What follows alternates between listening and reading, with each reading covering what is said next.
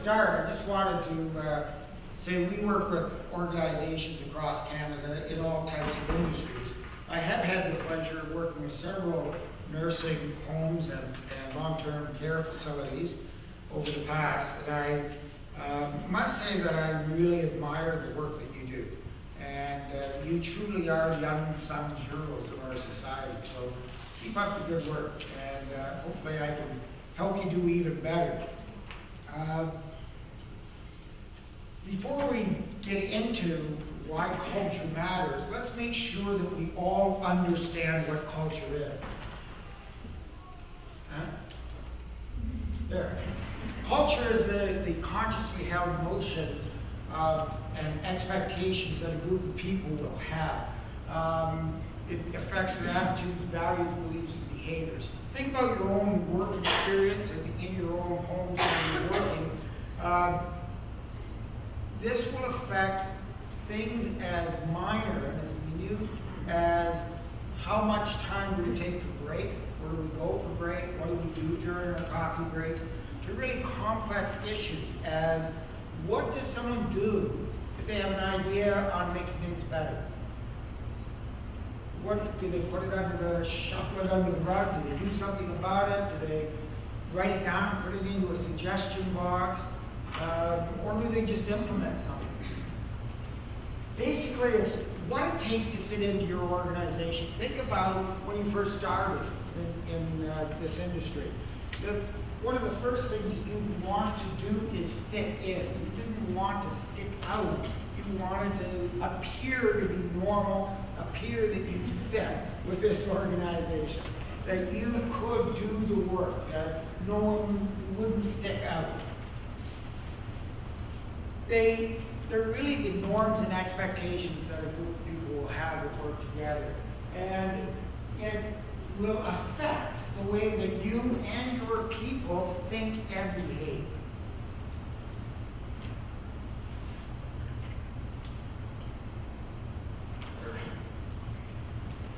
We know that organizational culture is directly linked to people factors such as role clarity, loyalty, job satisfaction, commitment, and stress.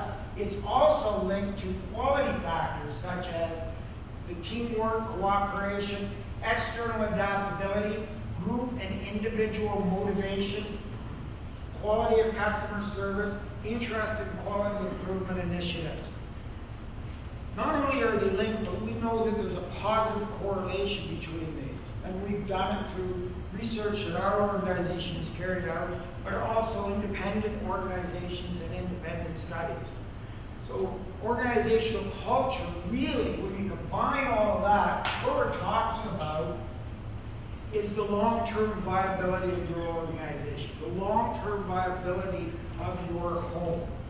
So culture becomes something that's very, very important to you, and it should be very important to everyone in this room. Let's think about some facts around culture. When a group of people spend a significant amount of time together, they begin to think and act in similar ways. That's an anthropological, societal sort of reaction that we have as human beings. Whenever we're put into living around people for long periods of time, spending lots of time with them, we start to adopt similar patterns of thinking and behavior. As these behavioral norms strengthen, present members will encourage new members to conform to what they perceive as normal patterns of behavior. We see that in every industry. We see that from really bizarre behaviors of people saying, slow down, you're working too hard, you're working too fast, you're making the rest of us look bad. That's on a negative side, to really positive reactions of, yeah, you're encouraged to think for yourself here. We don't do it this way, we do it a different way. An organizational culture, this is something that every leader here needs to understand. An organizational culture will develop in your organization. whether it's led by you or not. It will evolve because of the first 2 points. People, when they're spending lots of time together, will tend to start to think and act in similar ways. They will develop their own culture.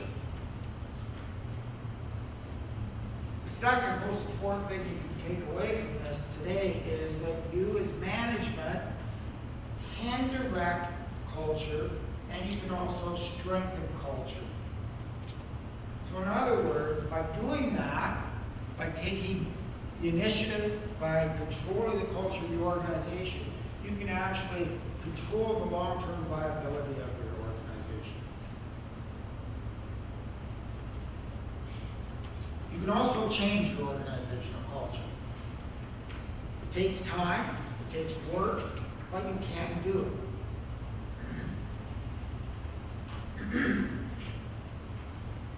Organizations should measure their culture in the same way that they measure other metrics, such as sales trends, customer service,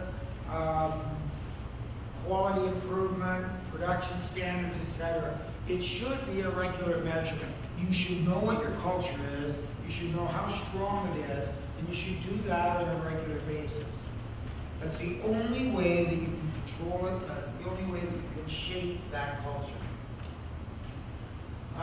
It has to be an important job responsibility for you as the management team. Managers have to take control of culture. They have to measure it, they have to understand what it is, they have to be constantly watching. The same way that you would watch customer service trends, quality trends, etc. Understanding your culture is the first step to improving it.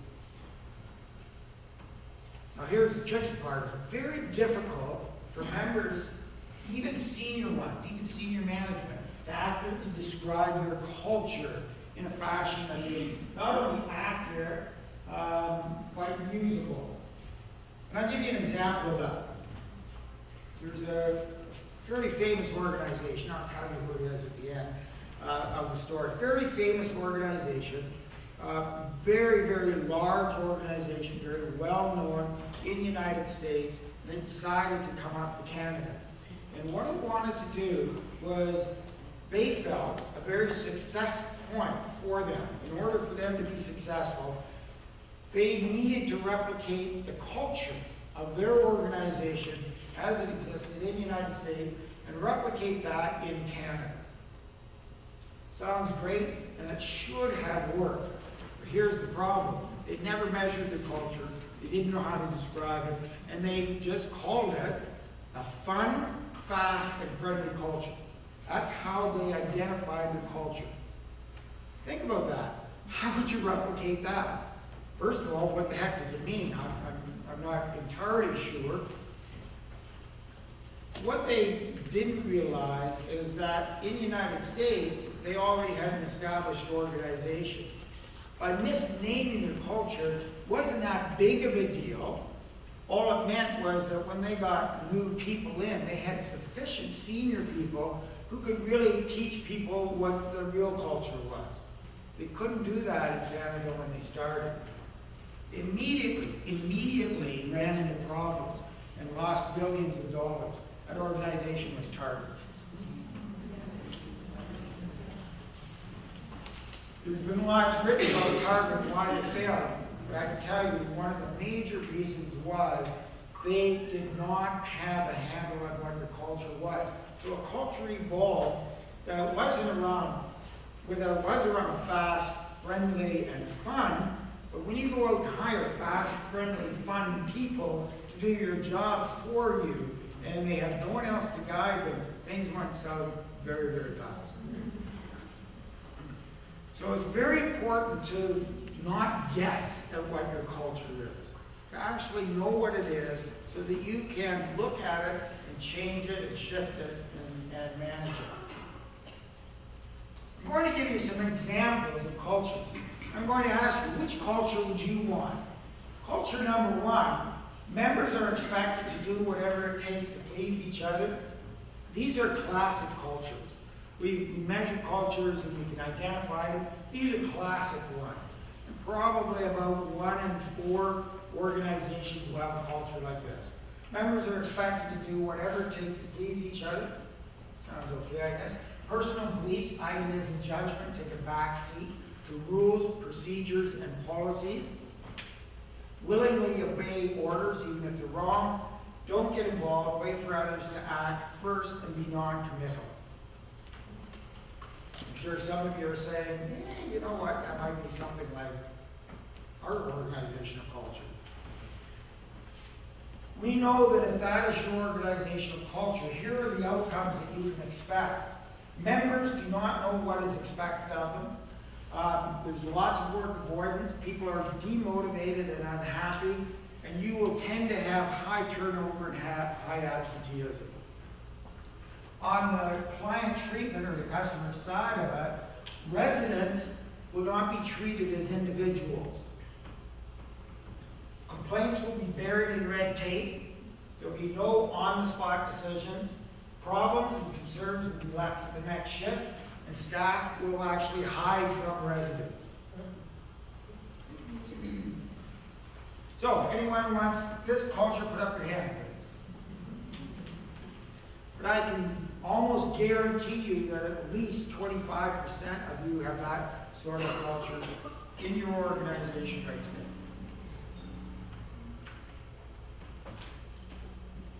Culture number 2. Again, roughly 25% of all organizations will have a culture like this. Members are expected to appear to be competent. Mistakes are not tolerated. Members and groups are pitted against each other. Autocratic leadership with influential power is in the hands of the few. Here's the outcomes you can expect. Employees, members will receive different messages from different people on how they are expected, how they're supposed to act at work. People feel tense and under pressure. Members will cooperate will compete with each other rather than cooperate. So in other words, we don't want to help you because that will make you look good when you look bad. Here's the outcomes you can expect from your residents. Staff will argue with residents. No, you're not right. No, you're wrong. This isn't what you need. This is what act like what you need. Staff will be bossy, provide services at their own convenience.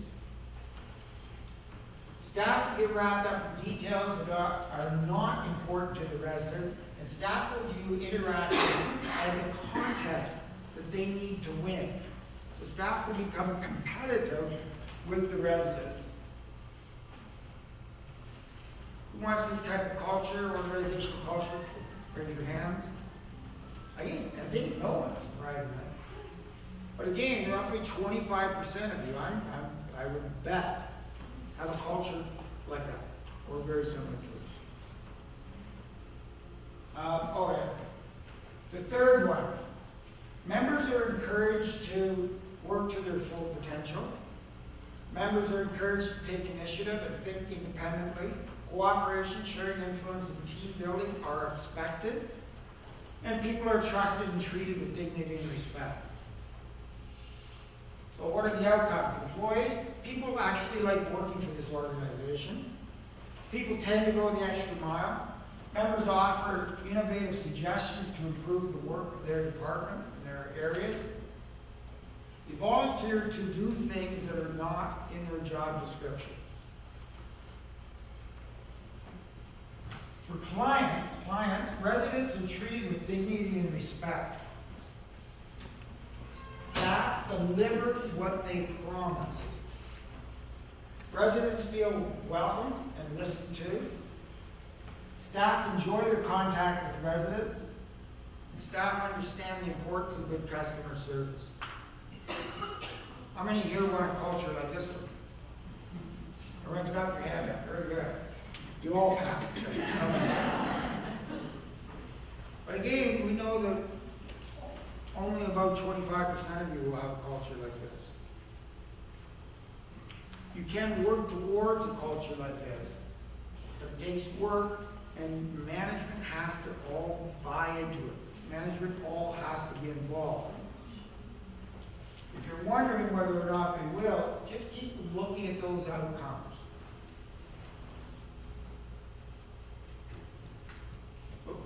So how do you do that? How do you change the culture that you're in? So roughly, what I'm saying here is that roughly 75% of you need to change the organizational culture that now exists in your home, your homes. You start off by measuring start off in top left-hand corner. Measure the culture of your organization, and then ask this question: does it need to be fixed? Does it need to be changed? If not, look for other efficiencies that you can change. But if it does need to be changed, here are the things that you can look at. First, examine your philosophies and values. What is it that you hold true? But more importantly, does everyone at work understand that? All your PSWs, all your nursing staff, the caretakers, maintenance, do they all understand what your mission is, what your philosophies and values are? Do they clearly understand them?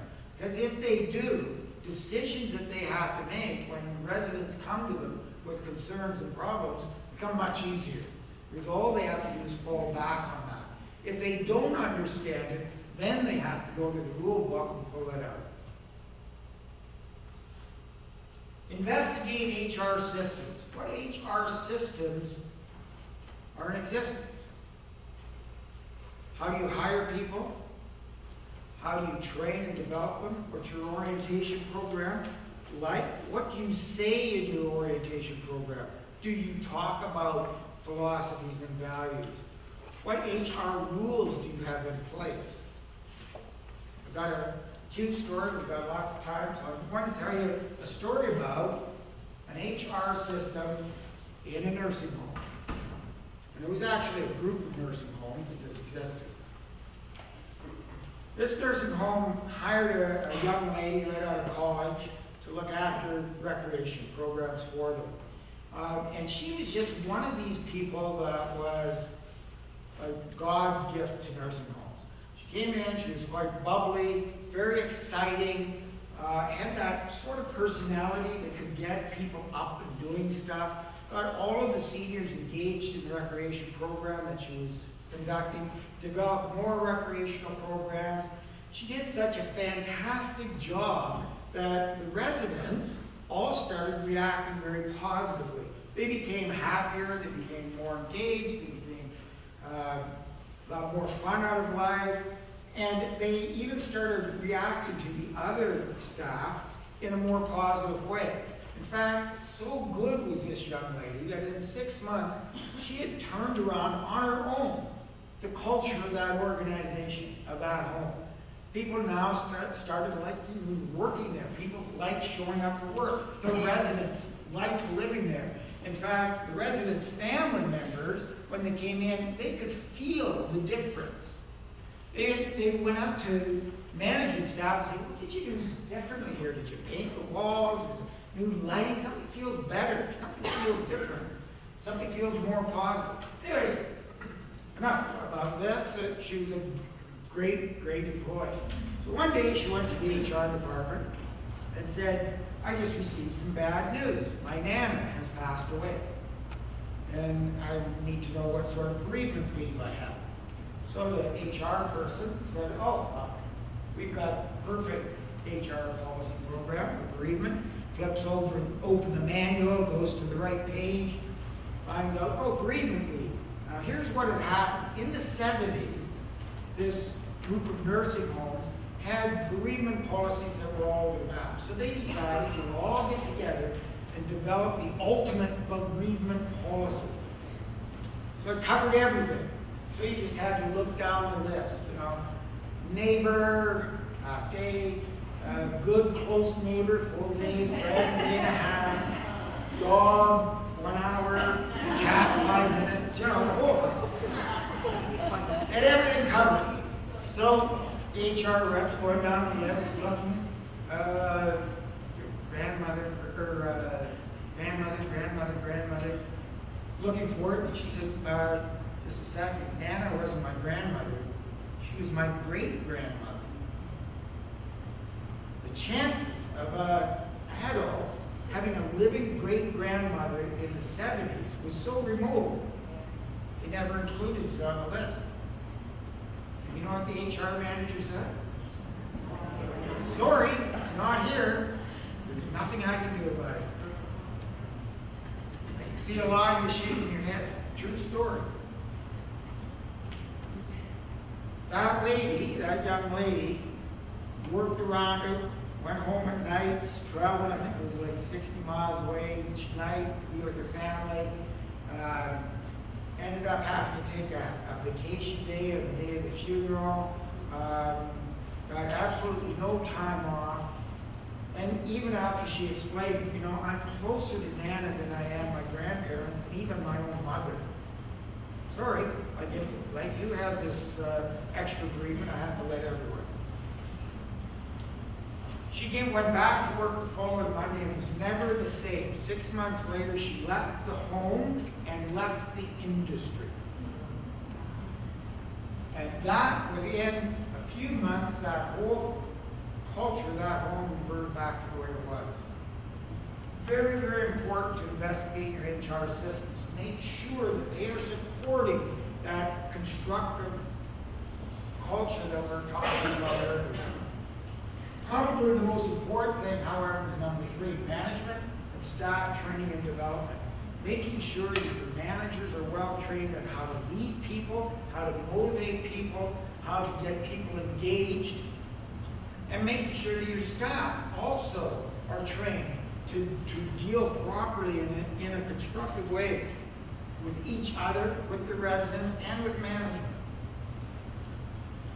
Finally, you might need to identify or examine your organizational structure and even your job design. We know that job design, that the narrower and the more minute or the smaller the job is, the less engaged people are going to be, the less that they are going to care about the organization. Think of putting the lug nuts on a car tire at General Motors, and that's all you do day in, day out. Those are not happy people. We also know that a flat organization is a lot better for culture, for the organizational culture. Why does it matter? What can you get out of changing the culture of your organizations? To start with, you're going to improve employee engagement. People like working in constructive cultures. They like working where the organizational culture is such that they can make a difference, that they can say what's on their mind, that they can contribute. And that will lead to increased satisfaction, commitment, and loyalty. You'll have fewer grievances. You'll have fewer absenteeism. You'll even have lower turnover. We know that a culture, certain cultures, organizational cultures, can make their members physically ill. That's why there's high turnover. That's why there's high absenteeism in cultures that are not constructive. Another advantage that you're going to have is it will increase your residents' level of satisfaction. We've done study after study after study that shows that there's a direct correlation with organizational culture and customer service. Your residents are your customers. They will be happier with you. You'll get fewer complaints. You'll get improved levels of interaction among themselves and also with the staff.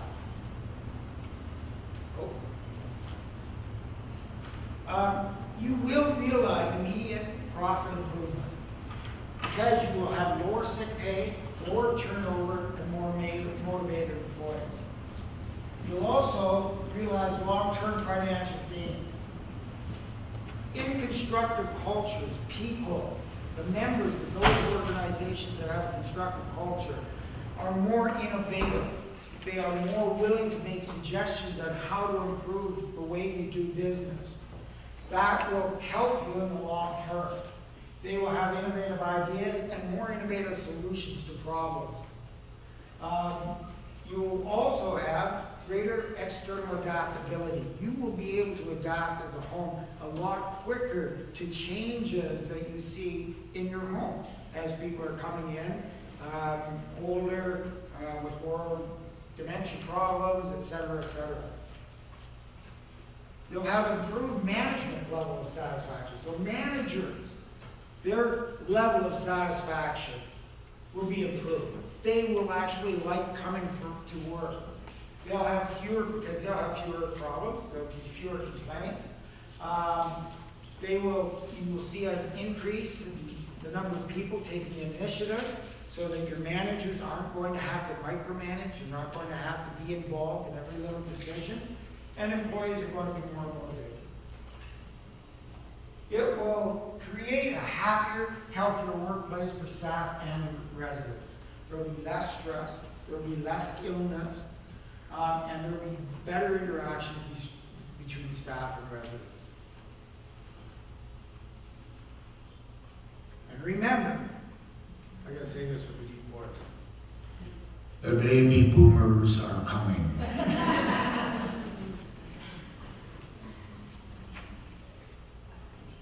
This is the group that filled their schools, developed rock and roll, became hippies, protested Vietnam, invented the city, used marijuana. They're coming to your nursing home.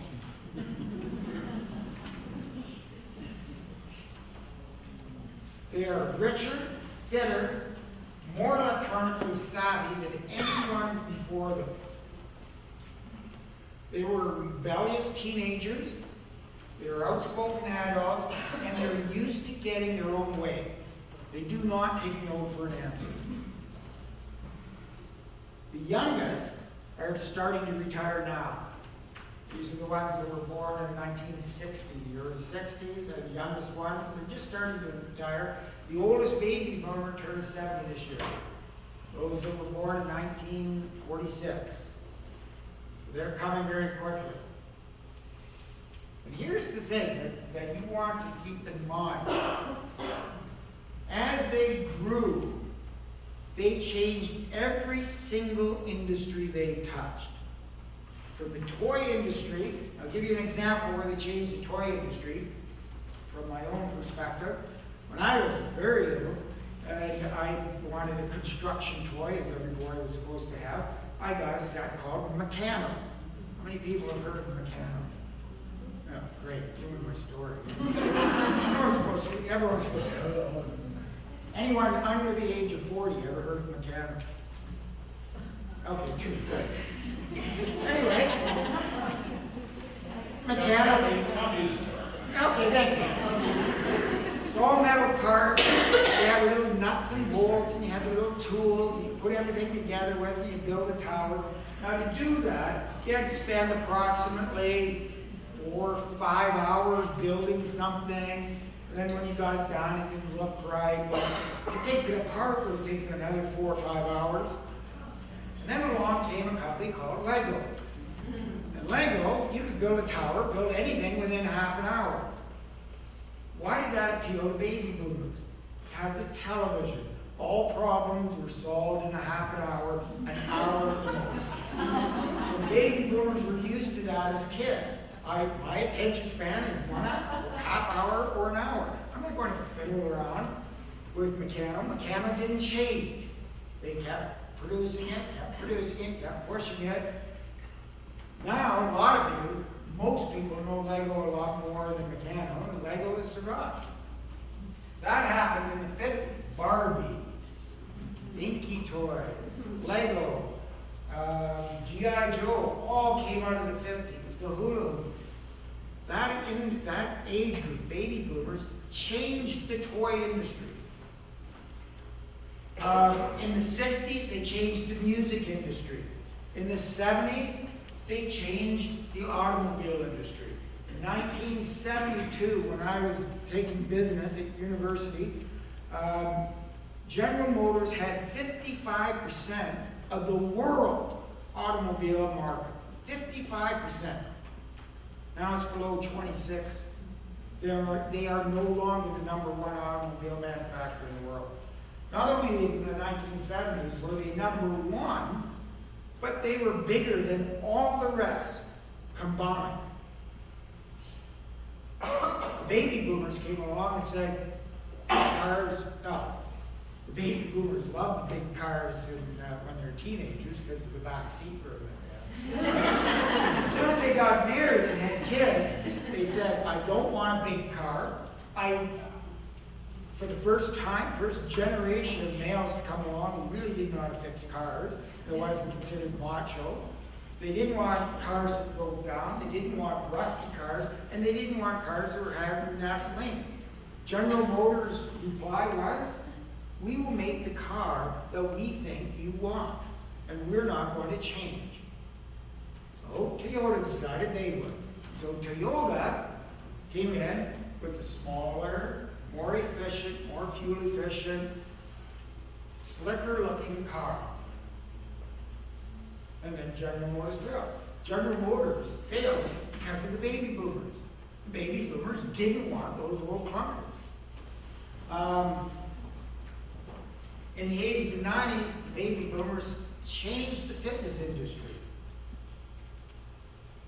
For those of you who are around my age, did you ever see your parents work out?